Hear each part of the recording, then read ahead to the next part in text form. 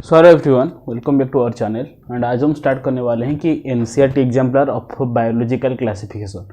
पहला पार्ट जो living world का था, पहला चैप्टर का, वो मैंने अपलोड कर चुका हूँ, तो आप उसको देख सकते हैं और उसको एनालिसिस कर सकते हैं, क्योंकि यहाँ पर हम इस चैनल पर क्वेश्चन प्रैक्टिस करने वाले हैं बहुत ज़्यादा। तो लगभग मान लो कि शुरू हो गया है, अभी आपका 1-2 दिन के इंटरवल में एक वीडियो आ जाएगा, आराम से आ जाएगा।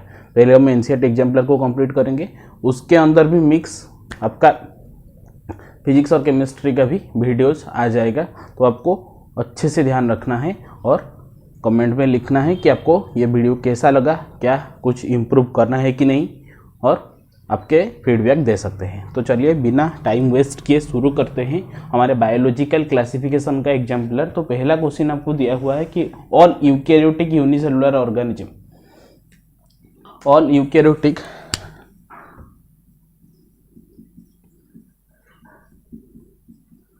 ये है बायोलॉजिकल क्लासिफिकेशन। इंपॉर्टेंट तो होगा। पहला दिया हुआ है कि ऑल यूनिसेलुलर यूकैरियोटिक। ओके, सो यूनिसेल्युलर यूकैरियोटिक मतलब ये अब जो 5 किंगडम पढ़ रहे थे कि Monera, Protista, fungi, Plantae and Animalia, यहाँ पर यूनिसेलुलर यूकैरियोटिक कौन था? That is your kingdom Protista. Protista आपका था यूनिसेलुलर यूकैरियोटिक, ठीक है। और प्रोकैरियोटिक में सिर्फ आता था, प्रोकैरियोटिक मतलब जाहिर सी बात यह है कि ये यूनिसेलुलर ही होगा, तो यहाँ पर आपका किंगडम आता था मोनेरा, ठीक है। और मल्टीसेलुलर यूकैरियोटिक, ये तो 2 किंगडम चले गए। मल्टीसेलुलर यूकैरियोटिक में कौन आता था कि आपका fungi, Plantae and Animalia, fungi, Plantae and Animalia, ठीक है। नेक्स्ट क्वेश्चन पर चलते हैं। 5 किंगडम सिस्टम ऑफ क्लासिफिकेशन कौन दिए थे? मैंने 5 किंगडम सिस्टम ऑफ क्लासिफिकेशन, ये तो आपका एनसीईआरटी में सीधा सीधा गिवन है कि R.H. व्हिटेकर साहब ने दिए थे, और कब दिए थे? 1969 में दिए थे। ये आपको याद करना है। मैंने एक्स्ट्रा में क्या बता रहा हूँ आपको कि आप 4 किंगडम भी याद कर लो। 4 किंगडम आपको कोपलैंड साहब ने दिए थे, कोपलैंड, ठीक है। 3 किंगडम सिस्टम कौन दिए थे? हैकेल साहब ने दिए थे 3 किंगडम सिस्टम। और 2 किंगडम आपको पता है कि लिनियस साहब ने दिए थे। 2 किंगडम आपका लिनियस साहब ने दिए थे, ठीक है। तो दूसरा क्वेश्चन का आंसर मेरा आ गया R.H. व्हिटेकर, ठीक है, ये आंसर है। अभी तीसरा क्वेश्चन पर चलते हैं। तीसरा क्वेश्चन आपको पूछा है कि organism living in salty areas. अच्छा, तो आर्कीबैक्टीरिया के अंदर हम तीनों चीजें पढ़ रहे थे। एक जो सॉल्टी एरिया में प्रेजेंट होंगे, ठीक है, इनको हम बोलेंगे हैलोफाइल्स, क्योंकि hello means salt, hello means salt, halogen, जैसे आप ग्रुप 17 केमिस्ट्री में पढ़ रहे हो कि हैलोजेन, हैलो मतलब क्या है कि सॉल्ट फॉर्मिंग, वो सॉल्ट फॉर्मिंग एलिमेंट से halogen, fluorine, chlorine, bromine, iodine, ठीक है। अभी फाइल्स मतलब लव, मतलब जो सॉल्टी एरिया में रहने के लिए पसंद करते हैं, लव करते हैं, उनको हम बोलते हैं कि हैलोफाइल्स। तो जाहिर सी बात है सॉल्टी एरिया में जो है हैलोफाइल्स। तो अगर वर्ड को पकड़ लोगे तो आपको आसान हो जाएगा, ठीक है। और मैंने बोला था कि जो गॉड्स ऑफ रूमिनेंट एनिमल्स, मतलब जैसा काउ, बुफालोज, इनके अंदर जो रहते उसको हम बोलते थे कि मिथानोजेंस। यहाँ पर क्या प्रेजेंट थे?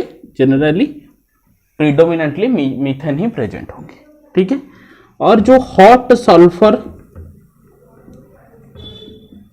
स्प्रिंग में रह रहे होंगे उसको हम बोलेंगे क्या? थर्मो एसिडोफिल्स, थर्मो एसिडोफिल्स, ठीक है। थर्मो मतलब हॉट, टेम्परेचर के अंदर मतलब हॉट सल्फर स्प्रिंग, और हॉट स्प्रिंग के अंदर जो बोल रहे थे उसको हम बोले रहे क्या कि थर्मो एसिडोफिल्स, ठीक है। अभी 4th क्वेश्चन, तो यहाँ पर आपका आंसर सॉल्टी एरिया में पूछा तो halophiles is the right answer. Next number 4, naked cytoplasm, multinucleated and saprophytic are the characteristics.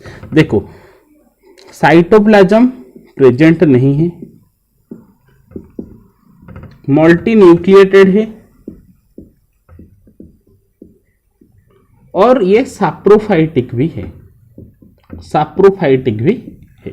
तो आपको ऑप्शन दिया हुआ है कि Monera, Protista, fungi and slime mould. तो जाहिर सी बात ये है कि मोनेरा प्रोटिस्टा नहीं हो सकता है क्योंकि ये यूनिन्यूक्लिएटेड मतलब यूनिसेलुलर है, ठीक है।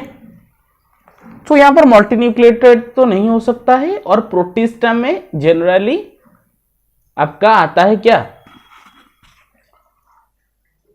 फोटोसिंथेटिक ऑर्गेनिज्म जनरली आते हैं और सैप्रोफाइटिक प्रोटिस्टा के अंदर आ जाता है, ठीक है। तो ऑप्शन 4 में जो दिया हुआ है slime mould, this is saprophytic. कैसे आप याद करोगे, और ये प्रोटिस्टा के अंदर आता है।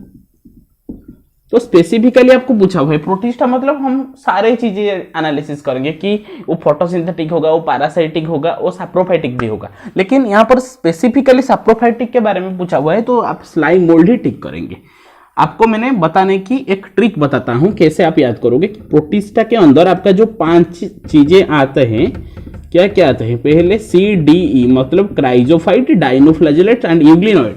ये जो 3 चीजें आते हैं, ये CDE आपका फोटोसिंथेटिक होते हैं, फोटोसिंथेटिक होते हैं। फिर आता है आपका क्या प्रोटोजोन आता है, प्रोटोजोन आता है। सो P for protozoan and P for parasitic, ऐसे आप याद करोगे। और फिर स्लाइम मोल्ड आपका आता है, तो S for slime mould, S for saprophytic, आप ऐसे ही याद करोगे, ठीक है। CDE chrysophyte, dinoflagellate and euglenoid, they show photosynthetic generally. और यूग्लिनोइड ये मिक्सोट्रोपिक न्यूट्रिशन शो करता है, मतलब इन प्रेजेंस ऑफ सनलाइट ये फोटोसिंथेटिक शो करेगा, but the absence of sunlight this act as heterotrophs, ठीक है। अच्छा, next 5th question. 5th question में मुझे पूछा हुआ है कि association of root of higher plants and fungi. अच्छा, फंगाई और root of higher plants,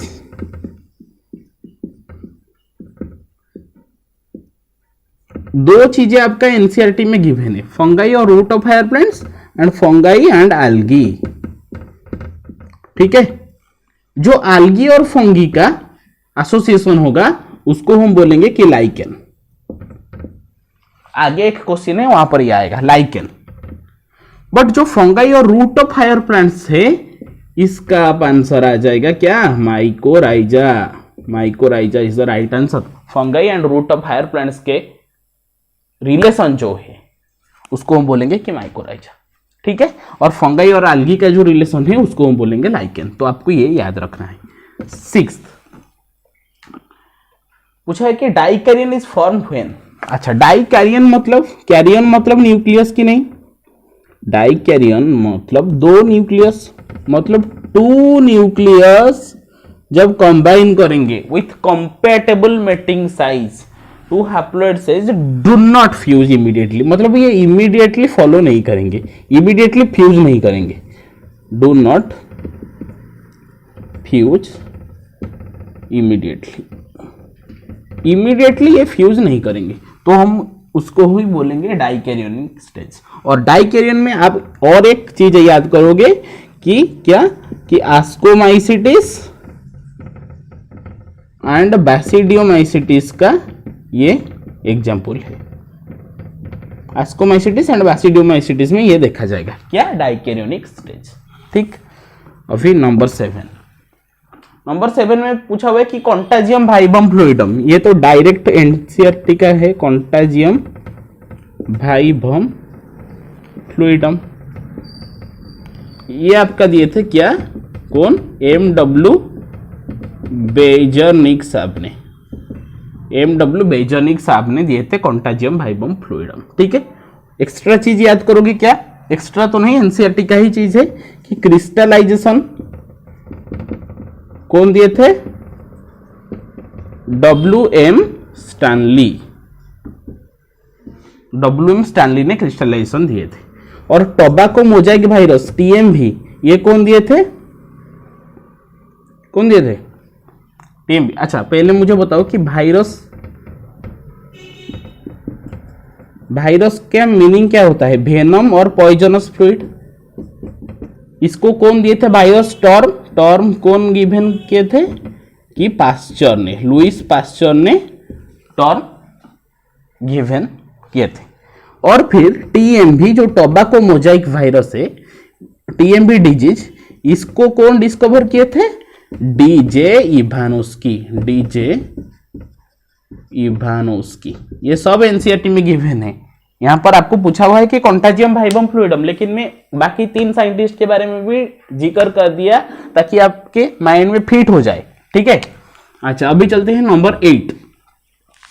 number 8 question में गिवन है कि एसोसिएशन बिटवीन माइकोबियंट एंड फाइकोबियंट। देखो मैंने बताया था क्या, फंगी और एल्गी, बट यहां पर पूछा हुआ है क्या? Mycobiont and phycobiont. यहां पर माइकोबियंट मतलब क्या होता है? Mycology, study of fungi is called mycology. So mycobiont मतलब फंगाई है, माइकोबियंट मतलब फंगाई है, और फाइकोबियंट मतलब एल्गी है। तो एल्गी फंगी का म्यूचुअल रिलेशनशिप को क्या मैंने बोला था? लाइकेन। तो लाइकेन को क्या हम बोलेंगे कि ये होता है पॉल्यूशन इंडिकेटर। ठीक है, ये पॉल्यूशन इंडिकेटर है।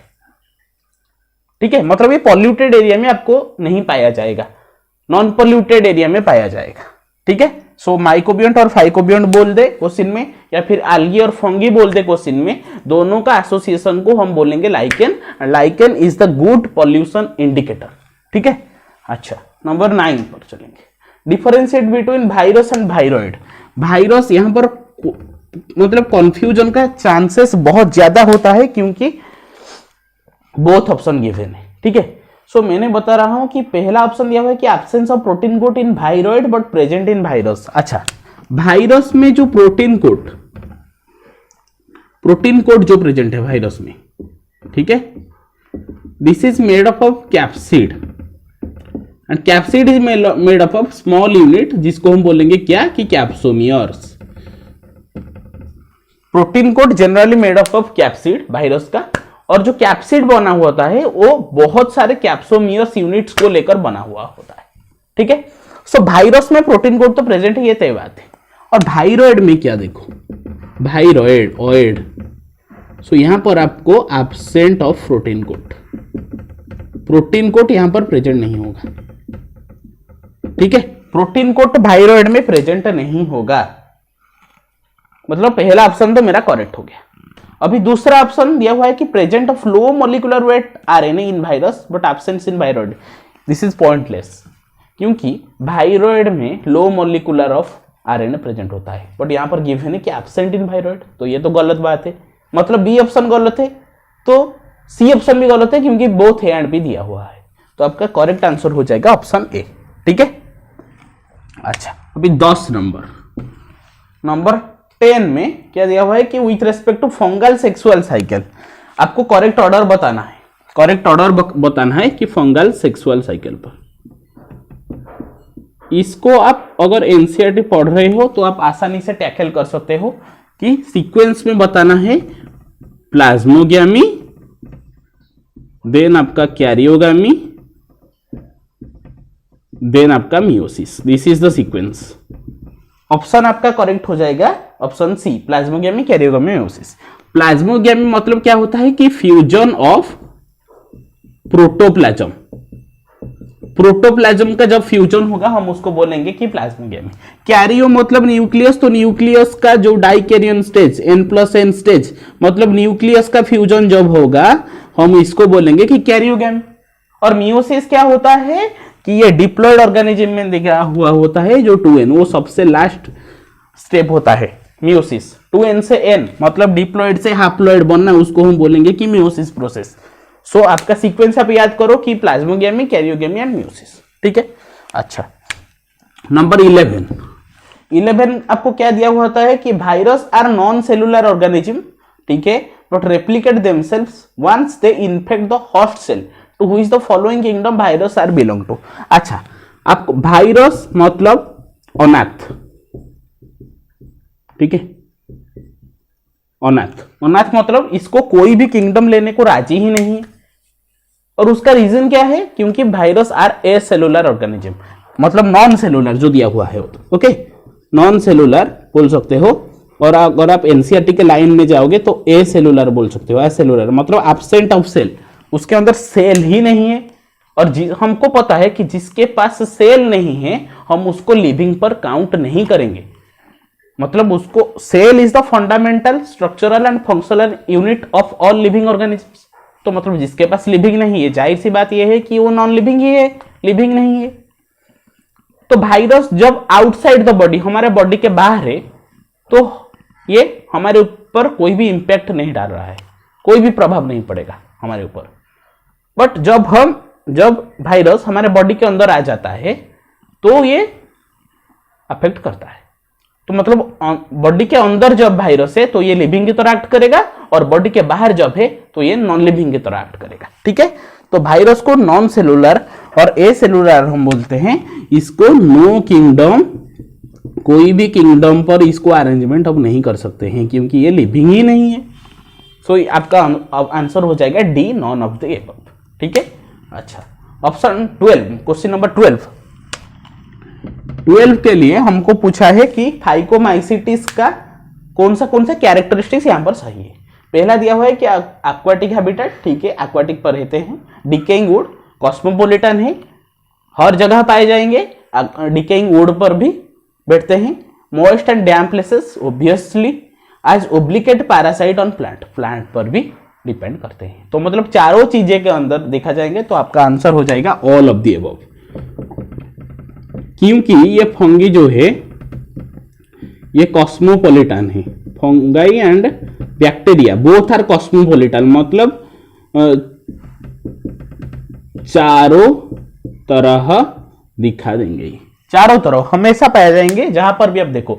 Moist and damp places, aquatic habitat, parasitic on plant, कुछ कहां पर भी वो मिल जाएंगे। तो मतलब ये ऑल ऑफ द अबव सारे क्राइटेरिया को बैठता है। तो आप, मुझे उम्मीद है कि आप इसको बहुत अच्छे से नोट डाउन कर रहे होंगे और बहुत अच्छे से एक एक क्वेश्चन को मैंने बखूबी से आपके सामने डिफाइन कर दिया, एक्सप्लेन कर दिया, ताकि आपको कोई भी डाउट ना हो। ठीक है, सो कॉल और एक वीडियो मैं आपके लिए लाऊंगा, ओके। और ये शायद बायोटेक्नोलॉजी का एक पार्ट होगा। बायोटेक्नोलॉजी प्रिंसिपल एंड प्रोसेस जो है चैप्टर, इंपॉर्टेंट चैप्टर है। आप एनसीईआरटी से उसको एक बार रीडिंग कर लीजिएगा। मैं शायद कल ही आ जाएगा बायोटेक्नोलॉजी का एक वीडियो, ठीक है, बायोटेक्नोलॉजी प्रिंसिपल एंड प्रोसेस। उसके अंदर जो भी एग्जाम्पलर का क्वेश्चन होंगे हम उसको सॉल्व करेंगे। बाकी आपका ओपिनियन जानने के लिए मैं कमेंट सेक्शन में आपको अब मुझे बताना कि आपको नेक्स्ट कौन सा टॉपिक चाहिए, ताकि आपका कॉन्सेप्ट अच्छे से हो जाए। ठीक है, क्योंकि देखो अगर आपको कोई भी एक डिफिकल्ट टॉपिक का नाम आप लेते हो तो पहले आप उसको पढ़ना पड़ेगा, और आपको पढ़ने के लिए उसको टाइम भी लगेगा। तो जाहिर सी बात है, आप 2-3 दिन एक कठिन टॉपिक अगर आप मुझे बोलते हो तो 2-3 दिन 4 दिन बाद मैं आपको बताऊंगा, क्योंकि आप खुद अगर इसके बारे में कुछ नहीं जानोगे तो कोई भी फायदा नहीं। डायरेक्ट क्वेश्चन करने से कोई भी फायदा नहीं अगर आप टॉपिक को एक बार रीड नहीं करते हो एनसीईआरटी से। ठीक है, सो बायोटेक्नोलॉजी प्रिंसिपल एंड प्रोसेस कल आप पढ़कर आइए। मैंने कल प्रोबेबली बायोटेक्नोलॉजी का एक वीडियो आपको बता दूंगा, और आज ये वीडियो अपलोड हो जाएगा। ठीक है, सो पढ़ाई करते रहे। All the very best.